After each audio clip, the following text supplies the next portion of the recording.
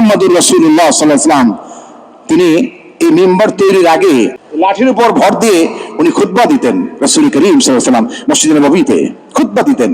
তারপরে তার জন্য একটা মিম্বার তৈরি করে দেওয়া হলো। বুখারী শরীফের দীর্ঘ হাদিস আছে। একটা মিম্বার তৈরি করে দেওয়া হলো।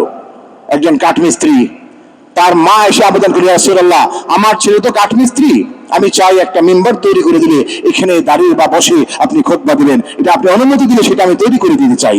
এবং তৈরি করা হলো।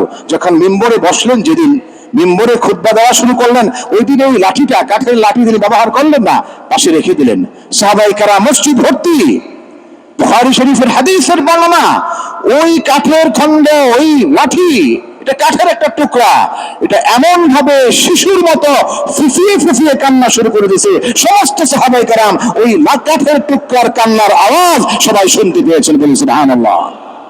এবং আল্লাহ রাসূল সাল্লাল্লাহু আলাইহি ওয়াসাল্লাম সাথে সাথেই মিম্বর থেকে নেমে ওই লাঠিটা, ওই কাঠের টুকরাটা হাতে নিয়েছেন, নিয়ে একটু হাত বুলিয়ে দিয়ে আদর করেছেন, আদর করে বুকের সাথে লাগিয়েছেন।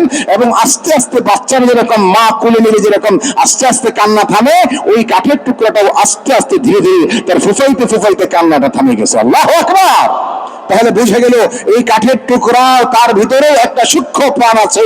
সেও আল্লাহর তাসবিহ করে, সেও আল্লাহকে চিনে, আল্লাহর নবীকে চিনে। নবীর সান্নিধ্য থেকে একটু সামান্য বিরহ, একটু বিচ্ছেদ সে সহ্য করতে না পেরে সে কান্না শুরু করে দিয়েছে। আল্লাহু আকবার। তাহলে বুঝে গেল এই সবকিছুর ভিতরে সূক্ষ্ম প্রাণও আছে এবং এরা আল্লাহর তাসবিহে লিপ্ত আছে। কথা বলেন ঠিক কিনা?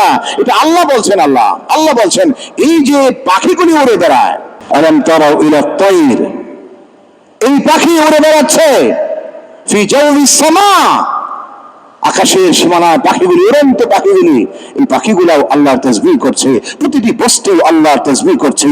আমরা মানুষ, আমাদেরকে আল্লাহ বানিয়েছেন আল্লাহর সময় মতো আল্লাহর হুকুমগুলি মানার জন্য, আল্লাহর গুণকীর্তন করার জন্য, আল্লাহর তাসবিহগুলি করার জন্যই আল্লাহ আমাদেরকে আশরাফুল মাখলুক বানিয়েছেন।